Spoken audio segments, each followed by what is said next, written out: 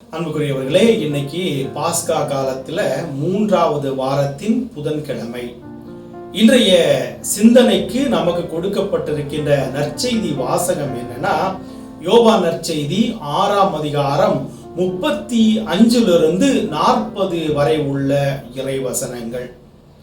இது நமக்கு எதுக்காக கொடுக்கப்பட்டிருக்குது அப்படின்னா, ஆண்டவர் சொல்றாரு, ஒருவரும் அழிந்து போகாமல் பாதுகாத்துக் கொள்வதுதான் கடவுளுடைய பணி. அப்போ இயேசு சொல்றார், என்னுடைய தந்தை யாரையுமே புறம் தள்ளி விட மாட்டார், யாரையுமே வெறுத்து ஒதுக்கி விட மாட்டார். அப்போ நம்மை வெறுத்தி ஒதுக்கி விடாத ஒருவர் இருக்கிறார்னா அது யாருன்னு நாம அடையாளம் கண்டுகொள்ள வேண்டும். எப்படி அடையாளம் கண்டுகொள்ள முடியும்? கடவுள் எங்கே இருக்கிறார், எப்படி இருக்கிறார், யார் வழியாக பேசுகிறார், என்ன பேசுகிறார், எதற்காக பேசுகிறார்னு முதல்ல நாம புரிஞ்சுக்கிட்டோம்னா அதுதான் நமக்கு வாழ்வினுடைய சத்தியமாக நம்முடைய வாழ்க்கையிலே எல்லாத்தையும் சாத்தியப்படுத்தி கொடுக்கக்கூடியதாக இருக்கும். அன்புக்குரியவர்களே, இன்னைக்கு ஒன்றை மட்டும் தெரிஞ்சுக்கணும், கடவுள் யார், எங்கே இருக்கிறார், எப்படி பேசுறான், எப்படி தெரிஞ்சுக்கிறதுனா கடவுள் இறை வார்த்தை வழியாக பேசுகிறார், நற்கருணை வழியாக பேசுகிறார், எல்லாவற்றுக்கும் மேலாக நம்மோடு இருக்கின்ற சக மனிதர்கள் வழியாக பேசுகிறார். சக மனிதர்கள் யார்? அது உங்களுடைய அம்மாவாக இருக்கலாம், அப்பாவாக இருக்கலாம், சகோதர சகோதரிகளாக இருக்கலாம், உங்களுடைய பேராசிரியர்களாக இருக்கலாம், உங்களை ஆன்மீகத்தில் வளர்த்தெடுக்கக்கூடிய குருக்களாக இருக்கலாம், நல்ல வார்த்தைகளை சொல்லித் தருகின்ற ஞான மேய்ப்பர்களாக இருக்கலாம், உங்களோடு பணி செய்கின்றவர்களாக இருக்கலாம், உங்களுக்கு மேலே இருந்து உங்களை அதிகாரம் செய்கின்ற பொறுப்பில் உள்ளவர்களாக இருக்கலாம். இவர்கள் வழியாக இயேசு நல்ல காரியத்தை சொல்லித் தருகிறார். அதே நேரத்தில் சாத்தான் என்ன பண்ணுவானா? அன்புக்குரியவர்களே, நல்ல காரியத்தை சொல்லித் தரமாட்டான். நல்ல காரியத்தை அவன் காலின் கீழே போட்டு மிதிச்சுட்டு தவறுதலான பாதைக்கு நம்மை அழைத்து செல்வான். அப்ப நம்ம என்ன பண்ணணும்? ஆண்டவருடைய வார்த்தையை கேட்கணும். ஐயோ, நான் எப்ப கேட்கிறது, நான் தான் பாவி ஆயிட்டேனே, பலவீனம் ஆயிட்டேனே, என்னுடைய உள்ளம் நொறுங்கி போயிருக்கிறதே, என்னுடைய வார்த்தை ஆண்டவர் கேட்பாரா?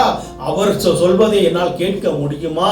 அப்படி நினைச்சீங்கன்னா அன்புக்குரியவர்களே, ஆண்டவர் சொல்றார் பாத்தீங்களா, நான் நீதிமான்களை அல்ல பாவிகளைத்தான் தேடி வந்தேன்னு சொன்னார் பாத்தீங்களா. நீங்கள் இன்னைக்கு பாவின்னு நீங்க உங்களுடைய மனசுல நீங்க நினைச்சீங்கன்னா இன்னைக்கு ஆண்டவர் உங்களை தேடி வருகிறார். உங்களை அர்ச்சிப்பதற்காக, விடுவிப்பதற்காக, உங்களுடைய மன பாரத்திலிருந்து உங்களை தூக்கி எடுப்பதற்காக இயேசு இன்னைக்கு உங்களை தேடி வருகிறார். எனவே அன்புக்குரியவர்களே, உங்களுடைய உள்ளம் உடைந்து போய் இருக்கலாம், உறுதி இல்லாமல் இருக்கலாம், நீங்கள் நோயோடு போராடி கொண்டிருக்கலாம். என்னுடைய வாழ்க்கை இதோட முடிஞ்சு போயிடுச்சே, எனக்கு யாரு உதவி செய்வா? கேன்சர் நோயினால் இன்றைக்கு லட்சக்கணக்கான மனிதர்கள் கவலைப்பட்டிருக்கிறாங்க.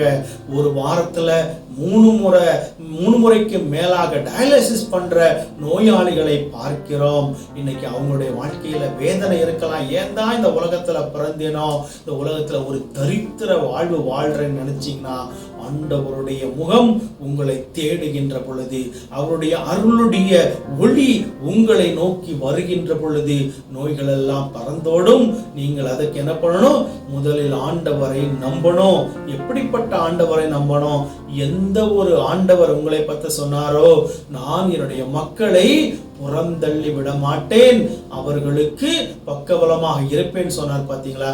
அந்த ஆண்டவரை நீங்கள் தேடுங்கள், நம்புங்கள், அவர் உங்களை வாழ வைப்பார் என்ற நம்பிக்கையில இன்னைக்கு நீங்க தொடர்ந்து ஜெபியுங்க.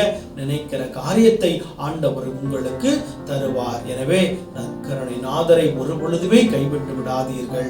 நீங்கள் அவரை கட்டியாக பிடித்து கொண்டீங்கன்னா அந்த நற்கருணை ஆண்டவர் உங்களை அரவணைத்துக் கொள்வார், அற்புதத்தால் நிறைத்துக் கொள்வார். இதனால இன்னைக்கு ஆண்டவருடைய அற்புதம் உங்களுடைய வாழ்க்கையில் நடக்க நான் இன்று உங்களுக்காக ஜெபிக்கிறேன். ஆண்டவர் உங்களுடைய மத்தியில வாசம் செய்கிறார் என்ற நம்பிக்கையில இன்னைக்கு நாம் தொடர்ந்து ஜெபிப்போம். எனவே அன்புக்குரியவர்களே, இந்த காணொளி உங்களுக்கு பிடித்திருந்ததென்றால் இதை உங்களுடைய நண்பர்களுக்கு அனுப்பி கொடுத்து தமிழ் பைபிள் டிவி சேனலுக்கு நீங்கள் சப்ஸ்கிரைப் செய்து உங்களுடைய பேராதரவை எங்களுக்கு கொடுத்து உதவுமாறு கேட்டுக்கொள்கிறேன். God bless you.